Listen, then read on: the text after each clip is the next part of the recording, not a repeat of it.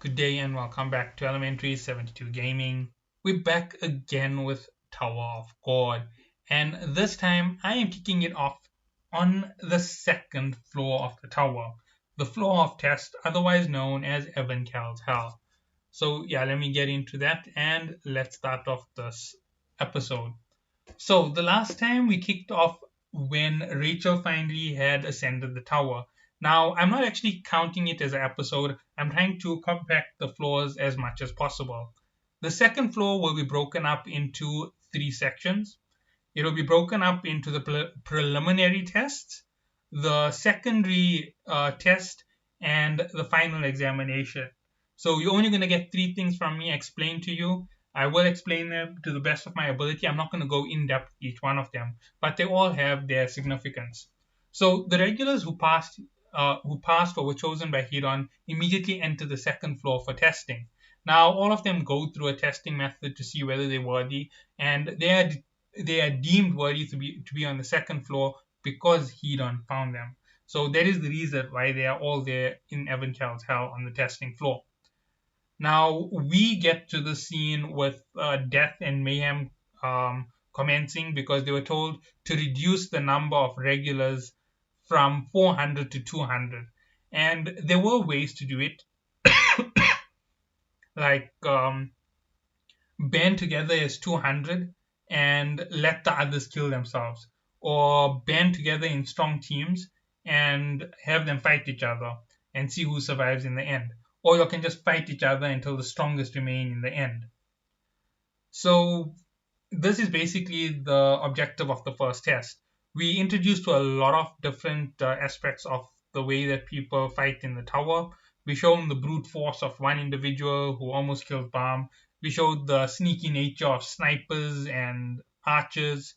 Then after that there we shown Rak.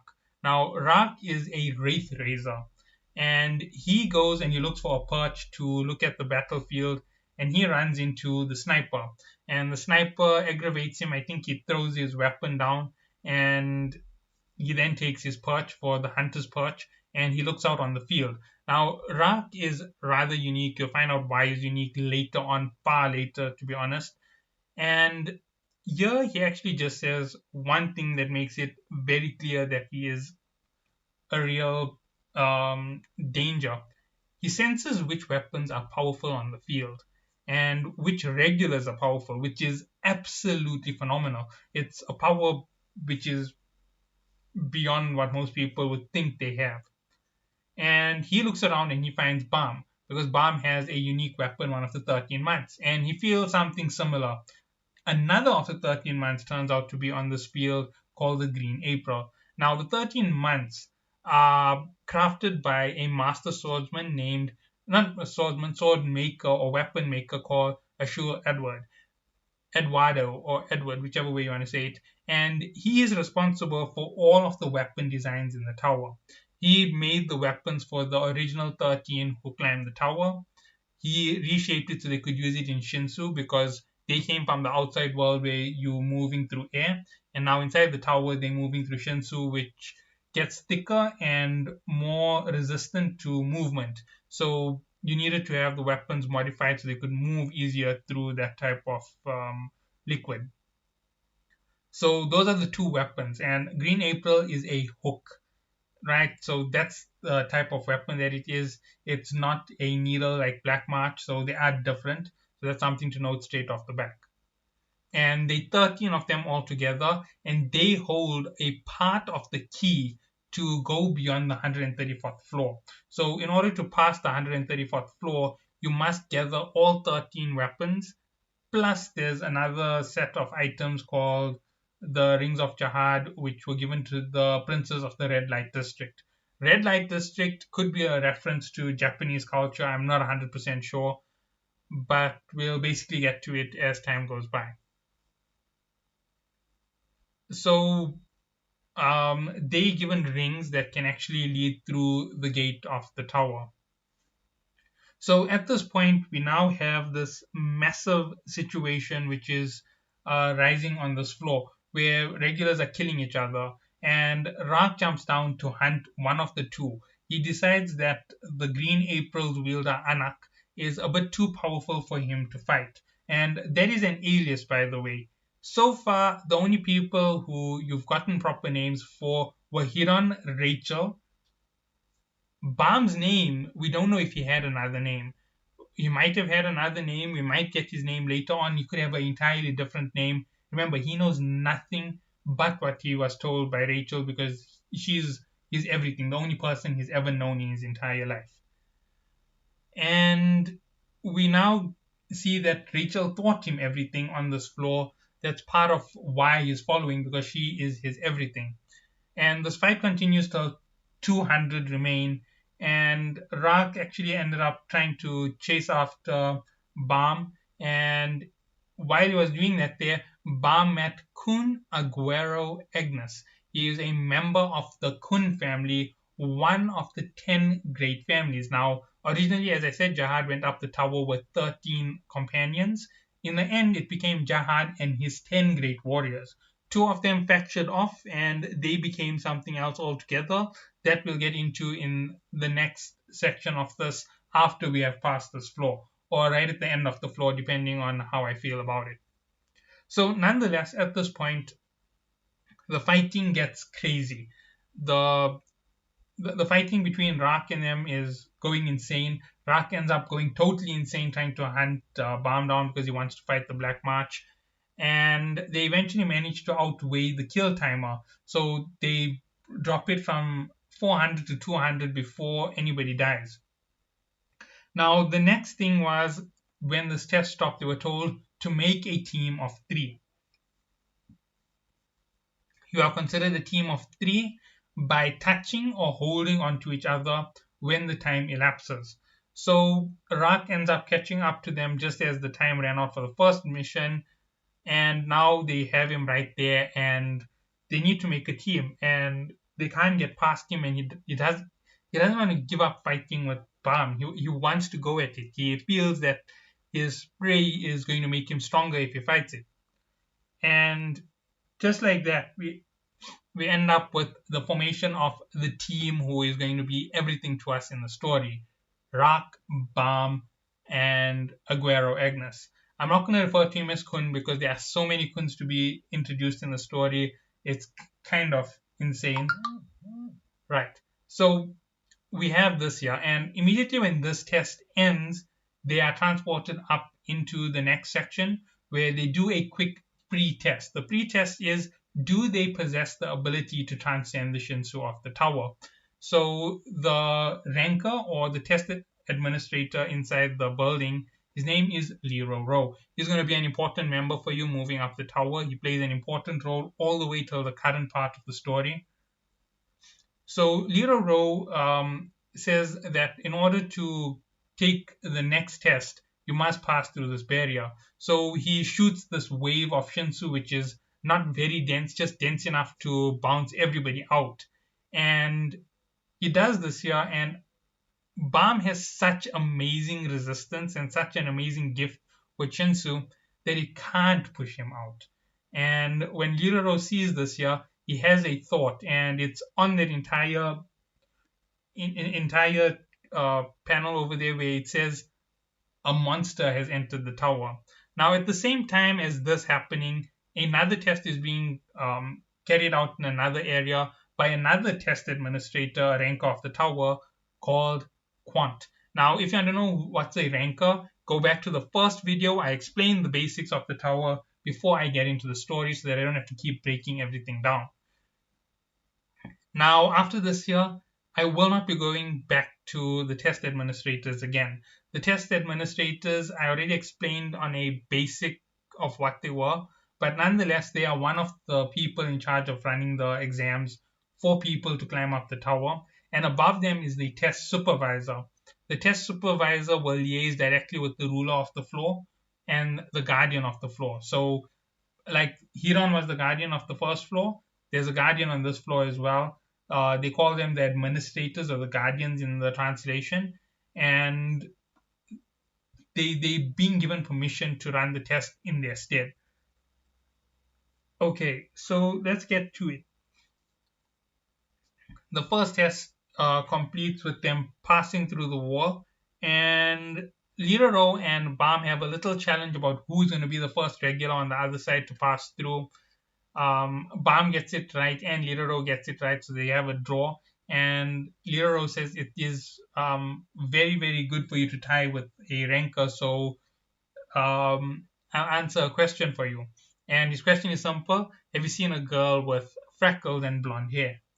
That's Rachel that he's looking for. And he says he hasn't seen her in his tests, but he can check with the other administrators if they've seen a girl who matches the description. Now, following this, someone has an outburst and he goes and he explains that what he did was a mercy putting up this test, because as you go up the tower, the Shinsu gets tougher and tougher and thicker and can drive you insane. And he says beyond the 20th floor, the amount that he's about to push this guy through is routine. So he pushes this guy who's making a noise about not having resistance because he has power, and he pushes it against him to teach him a lesson. And it's so bad that he can barely even stand, and he starts regretting all of his decisions to get here. This year inspires two of the regulars who are trying to get through the barrier, and they don't really have enough resistance to pass through, but they use their sheer willpower and perseverance to pass through. Remember that aspect that Hiron had said that he was testing Rachel for? She didn't have the will to try and climb the tower. She wasn't worthy at all. But these are worthy individuals because they're actually willing to take the next step forward. So they progress through this year. The teams who don't get all three members through are knocked out immediately. They fail on the second floor and they can never take the test again, as far as I know. It might be possible to retake it, but as far as I know, if you fail on the second floor, you can't go up any further. You stay on the outer limit of the tower. Oh, something else I forgot to mention. The tower is broken up into three sections. The outer tower, the middle tower for where people, the outer tower is where a vast land exists where people reside without knowing that they're in a tower. Basically, that's how big it is. Then there's the middle tower where those who are taking tests can reside and train. And then there's the inner tower where you take your tests. And that is where Bam is right now, in the inner tower. This was explained to him by Liraro when he asked what irregulars are, because by opening the tower on his own, he is also not considered a chosen individual, but he was chosen by the tower when he opened the door. So that makes him special. And irregulars are special because they don't have to follow the rules of the tower. They are special and they are somewhat excluded from most of the rules. At this point, he goes through, he learns a few things, he progresses slightly, and they push it on to the next test. The next test is a simple test. It's basically a test of being fed information. They allow them to extract information from a test that other people are taking, and they have to extrapolate whether they should take an action or not take an action, what should be done within this test.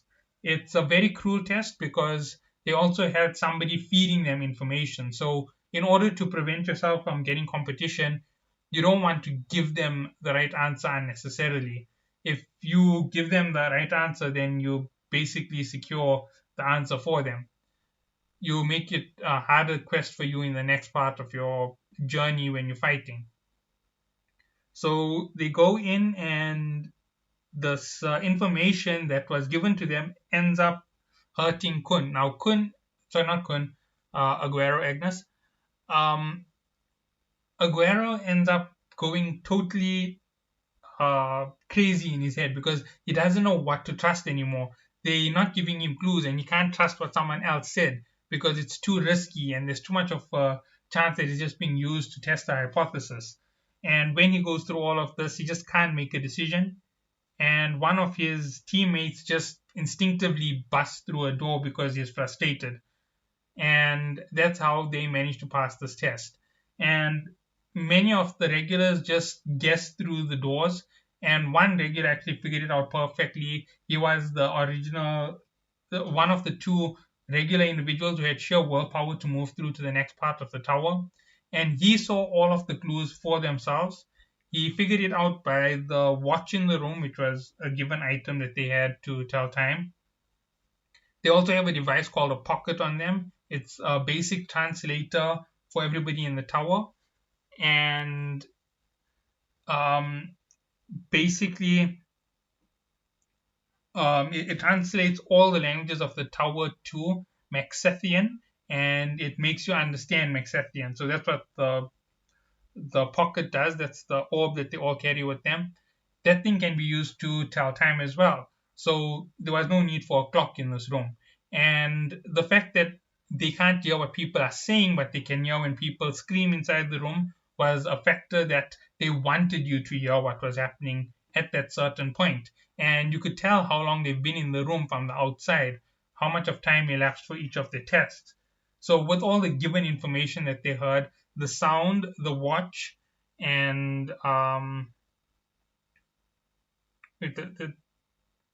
there was the sound, the watch, and the words given by the administrator. There are no further clues. That means that the clues were there, you just had to extrapolate them, and they told you to just open any one of the doors that were before you reach a certain time limit. And by giving that, he passes that test. And once we pass this, we enter into the whole other area of the tower, based on tower of this floor, when it comes to the next test. And this is also going to play a role in what's happening with Rachel. At the same time that Balm has reached this level, Rachel already arrived into another battlefield, and Quant, who was in charge of it, ended up being a bit lazy. He doesn't like going through all of these tests and testing how people form teams and work together. He just had a 30-minute death match, and his 30-minute death match ended up leaving only three regulars alive. And he ends up with some trouble because you can't have such a small number. You need a larger number to go through. So he takes them and he dumps them into a group with another bunch of regulars. And that is when we get to the crown game, which is a massive part of the next part of the story. I'll lead the crown game into the next test, and I will catch you all in the next one. So see you all then.